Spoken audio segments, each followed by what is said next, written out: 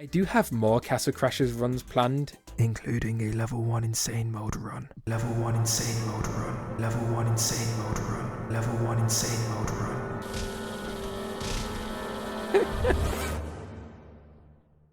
So we previously beat Castle Crashers without any stats on normal mode, and at the end of the video I said I would try to do it on insane mode. If you didn't know, insane mode increases most enemies' health and damage by 10. So if a boss has 1000 health, they now have 10,000 health. The rules for this run are simple. We have to be insane mode without spending any skill points. We can use pets, any weapon in the game, and also glitches. I need them. So before jumping in insane mode, I went and grabbed Snoot as he would give us a +4 to our strength. I also grabbed the Mindcatcher, which will give us a +5 to strength, +2 to defense, and a crit bonus. So like any Castle Crashers run, we begin in the barracks, enjoying ourselves until the Grey Knight gets knocked down the stairs. Heading outside, we can see the King's Crystal is being stolen by the evil wizard, so we are tasked with retrieving it, even though I am literally a peasant. Although the good thing is we are hitting for 18 damage right off the bat, so these barbarians should be defeated relatively quickly since we're doing a lot of damage.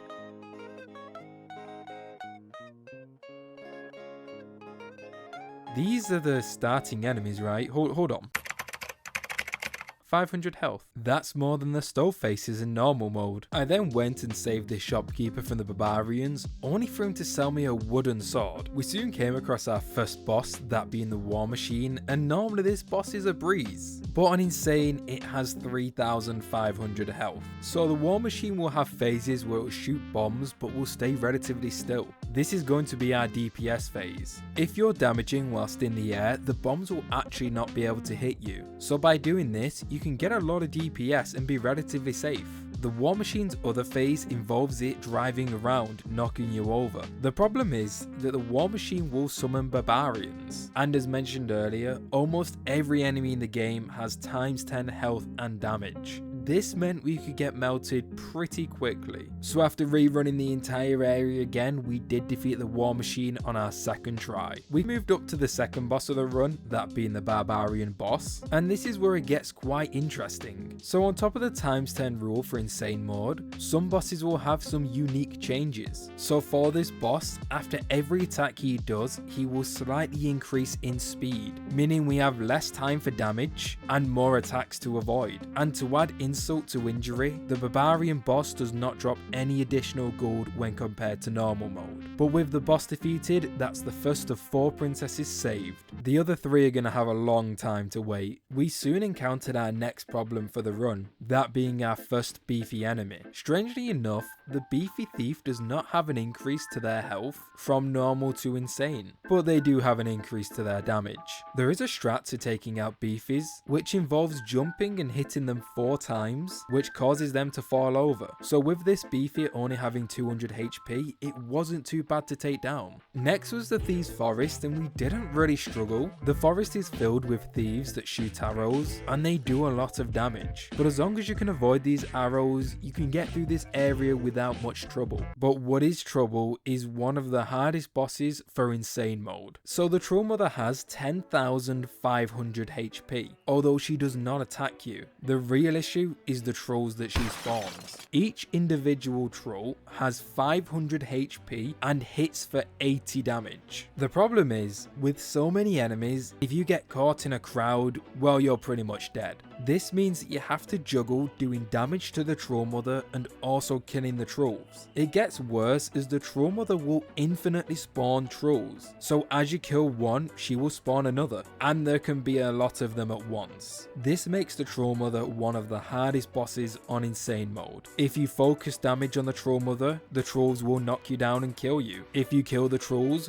the Troll Mother will spawn more. But wait, it gets even worse from here. When the Troll Mother reaches a quarter of her health left, she will move around when damaged. So anytime you hit her, she's going to run away. This makes it so difficult to get any consistent damage on her. So difficult in fact that it took us 33 attempts to beat, and every attempt we had to run through the entire Thieves Forest. I defeated the Troll Mother by focusing on her for her first 3/4 of health, up until the point where she started running away when taking damage. I then put all of my attention on the trolls. I constantly kept them in a juggle, moving left to right, hoping that the Troll Mother would eventually get caught in 1 or 2 of my hits. Now don't get me wrong, this took an extremely long time to do, but after 6 hours and 33 attempts, I was ready to do whatever it took to defeat this boss.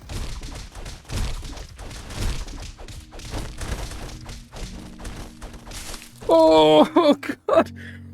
After defeating one of the hardest bosses on Insane Mode, we luckily had multiple levels that were relatively easy. This led us on to our next boss of the run. So our next boss is the Catfish, and very lucky for us, the Catfish is easy. Almost every attack the Catfish does can be blocked, meaning if we were patient and had our timing correct, we could essentially avoid all damage. On top of that, the Catfish has damage phases which are 100% safe, meaning we could do damage without having to worry about dying. So the Catfish was a battle of endurance, and honestly, after the Troll Mother, I was happy to have a break. Moving into Tallgrass Fields, we come across our first small boss. These bosses are the same size as the player, meaning that you can juggle them. This of course makes the boss so much easier in these challenge runs. Being able to juggle enemies is one of the best ways to do damage as well as keep yourself safe. So out of all of the bosses so far, the bear boss was definitely the easiest as well as the fastest to defeat. Right after the bear boss, we get jumped by 2 beefy bears. This resulted in a death, meaning we had to go through Tallgrass Fields and defeat the bear boss for a second time.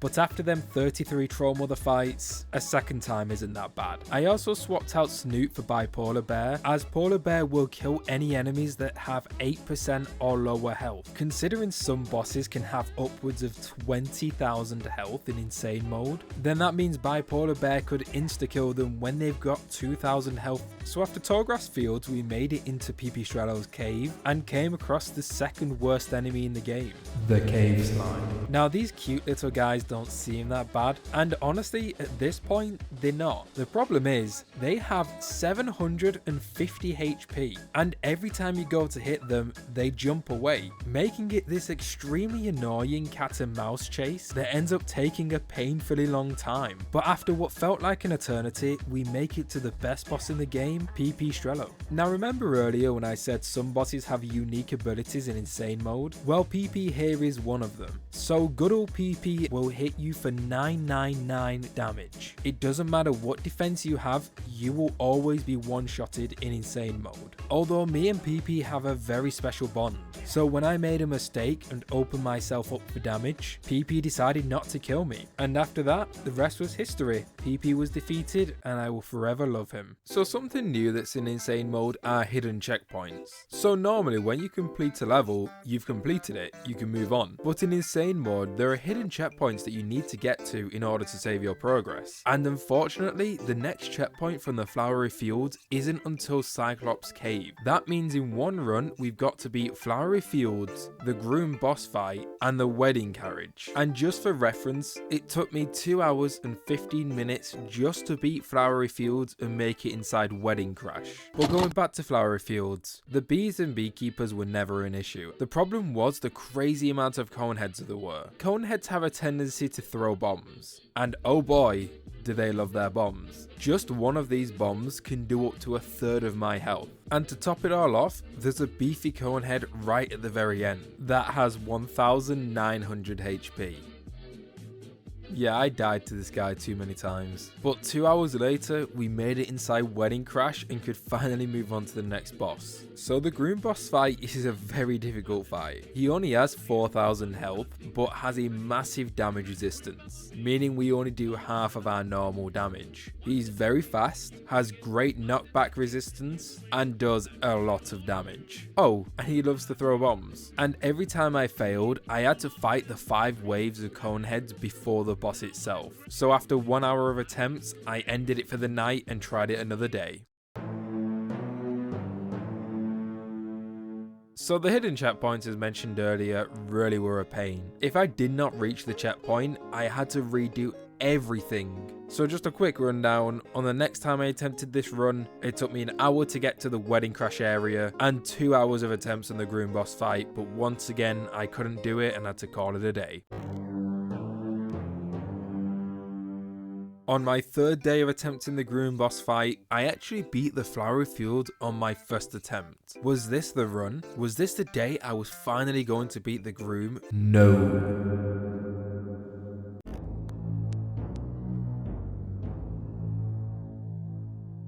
Things were getting desperate. Was this really going to be the end of the run? Was the groom going to be the boss that made me quit? Honestly, yeah, the groom probably could have, but that's when all my prayers were answered. The GOAT himself, Flaming, came in and gave me one of the best tips to beating this. So we can actually use the boomerang to permanently stun lock the groom. This means that he cannot move and not do any damage to us. He couldn't even play his organ. So after 10 hours, the groom boss was finally defeated. So the next boss fight is the giant troll, and this boss fight was like a blessing.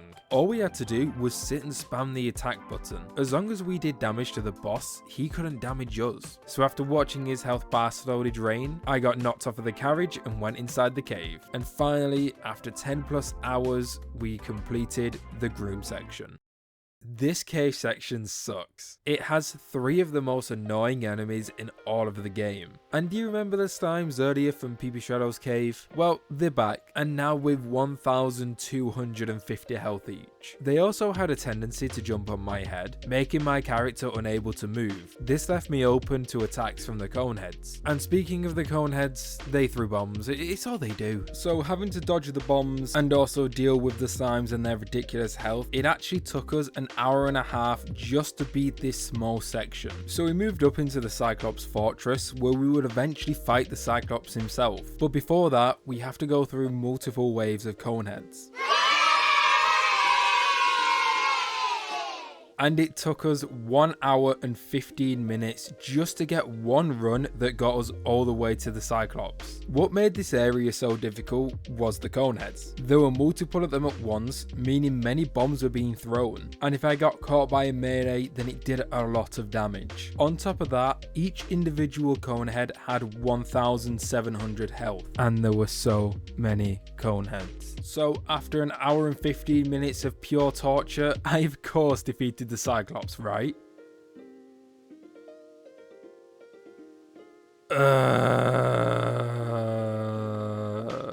But don't worry, it only took another hour to get a second attempt. Please like and subscribe. But on our second attempt, I utilized a very funny glitch. By standing in the corner next to the lava pit, the Cyclops doesn't really know what to do and decides to just jump everywhere, making it a very easy boss fight. So after 1 week since being kidnapped, the second princess was finally saved. Next, we needed to retrieve the 2 relics in order to use the ship and cross the ocean. One can be found in Lava World and the other can be found in the Industrial Castle. Let's begin with Lava World. So despite fire demons having more health than coneheads, it was actually a lot easier than Cyclops Fortress. That is simply down to the fact that the fire demons can be somewhat juggled. If you didn't know, juggling is one of the most important mechanics in all of Castle Crashers, and even more so for this run. There are 3 types of juggles: light juggles, medium juggles, and heavy juggles. Light juggle is the bread and butter of Castle Crashers. Most enemies in the game have this kind of juggle, and it can be chained infinitely. Medium juggles are for enemies such as the fire demons. They're a bit more heavy than a light juggle, but can still be thrown in the air, but they cannot be juggled infinitely. Last is the heavy juggle,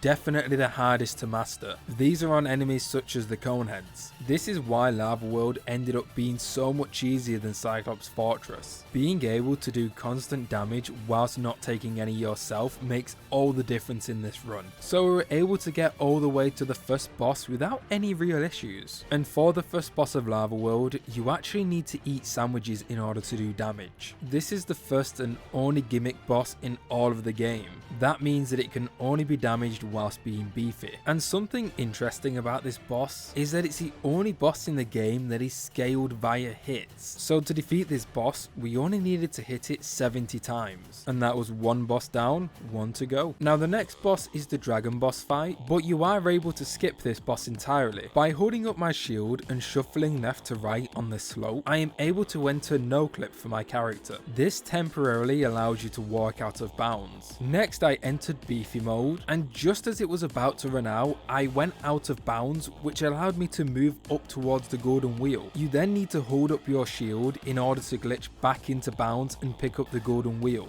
But on my first attempt, I did actually fail this and was soft locked, meaning I had to quit out of the level and do it all over again. So after rerunning through all of Lava World, I gave it a second go, and this time I was able to do it. So the final relic we need is found in the Industrial Castle. Now the enemies in Industrial Castle do a lot of damage, to the point where they can almost one-shot me. But luckily, every enemy in Industrial Castle is a light juggle, making it extremely easy to do damage as well as avoid it. Well, almost every enemy. This Whopper has 2,550 health. He's only one of the few beefies in the game that can't be juggled, meaning our damage options are very limited. But if I make a single mistake, he could very easily kill me. So on my second attempt, I tried some different strategies. The bow and arrow is really effective against beefies, as it can do damage from a range and stun lock them. But our arrows did 1 damage. We could try throwing bombs, which actually did 62 damage per bomb plus fire damage. The issue is, we can only carry 9 bombs, and the brute has 2,500 health, meaning we'd have to find something to make up for the rest of the damage. That's when I realised I could use the 2 fences that spawn alongside the brute. I actually found that you could get the fences to throw bombs quite often, and with some careful timing and positioning, I was actually able to get the enemy bombs to hit the brute, and each bomb did 350 damage, meaning it only took a few bombs to kill the brute. And once the brute was down, the final 2 fences were easy. So all I had to do was defeat the industrial machine. For this boss fight, there are 7 parts that you have to destroy. There are 4 pillars in the corners that spawn electricity balls. There's a pillar in the middle that will electrify the floor, a turret on the right that can swap between a flamethrower, acid thrower, and ice thrower, and a big hand on the left. I first wanted to destroy the 5 pillars in the centre, as destroying them would give me more time to focus on the other 2 parts. So I cycled between each one as they popped up until eventually I destroyed all 5. For the turret, you could actually avoid all of the attacks by simply flying in the air and doing damage from there, meaning I could defeat the turret without having to take damage. So the final part was the hand. And this just so happens to be the most awkward and difficult part of the boss fight. So the hand attacks slightly above your head, meaning you can't really damage him while standing on the floor, and if you tried jumping in the air to do damage, you would get hit first. Normally, you would use magic to defeat this part of the boss, but we don't have that. And to make things worse, we had actually ran out of healing potions, meaning if we died here, we would have to do the industrial castle all over again. Luckily though, I found a method to do damage to the hand that was pretty consistent. By doing a light attack followed by a heavy attack, your character would do an uppercut. This allowed me to do damage in the air without having to jump. It only did 22 damage per hit, and to top it all off, I was one shot at this moment, making it an extremely intense fight.